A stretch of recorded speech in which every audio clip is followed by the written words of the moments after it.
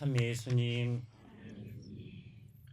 화창한 이날 인천교구 2대 교구장이셨던 고 치기산 보니파시오 주교님의 선종 1주기를 기리는 미사에 참석해 주신 모든 분들에게 감사드립니다.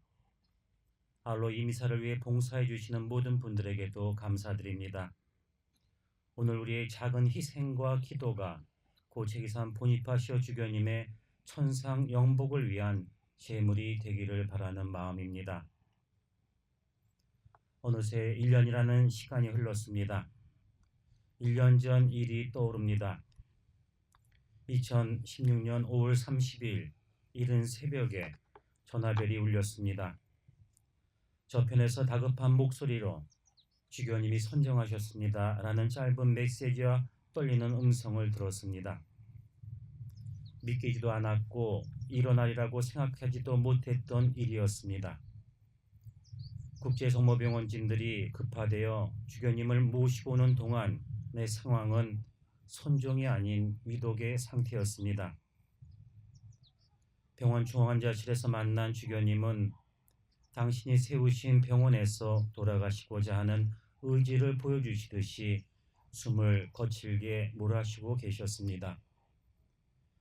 마지막으로 주교님 편히 잘 가세요. 제가 잘할게요 라는 인사를 하고 하느님께 최 주교님을 보내드렸습니다. 미어지는 마음을 어떻게 표현할 수가 없었습니다. 장례를 치른 그날 오후 복자 심조이 바르바라 피정의 집에서 처음으로 청년 성서 모임이 시작된다 하여 피정의 집에 갔었습니다. 새로 정돈되어 완성된 피정의 집을 보면서 이거라도 좀 보고 가시지 하는 생각이 몰려올 때 하느님 편에서 잘 되었네, 청년들이 좋아하겠네 하고 웃는 듯한 느낌을 받았습니다. 2015년 12월 21일 새벽 심장 이상으로 쓰러져 병원에 후송되셨습니다. 고 최 주교님은 아마 그때 이후부터 당신의 죽음을 준비하셨던 것 같습니다. 2016년 1월 아무도 모르게 교황님께 편지를 보내 당신의 사임을 청원하셨습니다. 당신의 판단으로 심장 이상 징후로 인한 병원 입원 이후의 건강으로는 더 이상 교구장직을 수행할 수 없다고 판단하셨던 것 같습니다. 그리고 1월부터 모든 단체 수도의 미사를 당신이 주례하셨습니다. 평소 저와 나누어 일하던 모습이 아니었습니다. 나중에 돌이켜보니 그것도 모든 단체들 수도회와의 마지막 인사를 한 것 같은 느낌이 들었습니다. 이런 모습은 부활 8부 기간 동안 예루살렘에서 있었던 피정에 참석한 이후에 최 주교님의 말씀에서도 잘 드러납니다. 피정 기간 동안 세례갱신, 주교성 갱신 예식을 하였다고 하면서 새롭게 태어난 느낌이 있었다고 말하셨던 모습이 기억이 납니다. 하지만 그런 모든 행동이 하느님께 가려는 준비였는지는 알 수가 없었습니다. 그리고 작년 4월 마리스텔라 개원 2주년 미사의 강론 때 죽음에 대한 영적인 준비가 잘 되었음이 드러납니다. 이렇게 강론하셨습니다.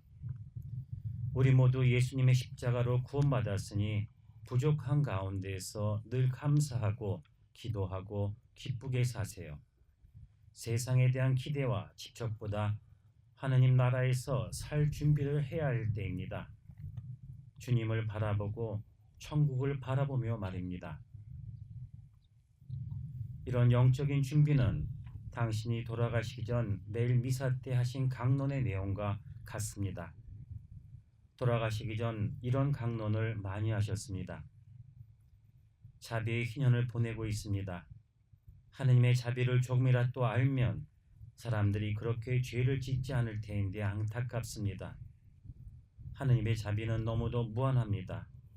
그 자비는 마음에 담기도 힘듭니다. 그러기에 조금이라도 우리가 그 자비를 느껴 하느님 안에서 모두가 살기를 바랍니다. 보좌주교로 임명되어 6년간 총대리로 고 최기산 보니파시오 주교님과 함께 일했습니다. 그동안 고 주교님과 함께한 모든 시간, 모든 일들이 주마등처럼 머리를 스쳐 지나갑니다.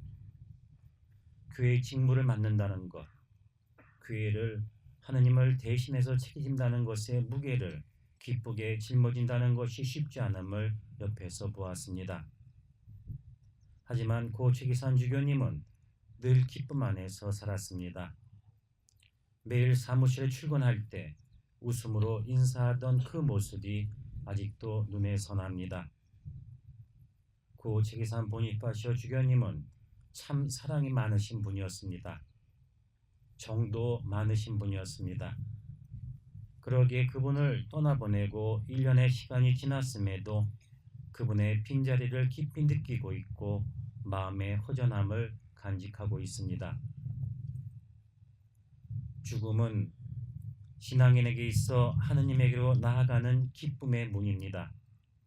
하지만 인간이기에 슬퍼하고 마음의 슬픔을 느낄 수밖에 없습니다. 왜냐하면 죽음으로 인해 더 이상의 최주교님과의 추억과 기억을 더 많이 쌓아갈 수 없기 때문입니다. 추억의 단절, 기억의 단절이 인간 편에서의 죽음으로 인한 슬픔입니다. 시간은 망각을 낳는다고 합니다. 하지만 기억은 시간의 망각을 지웁니다.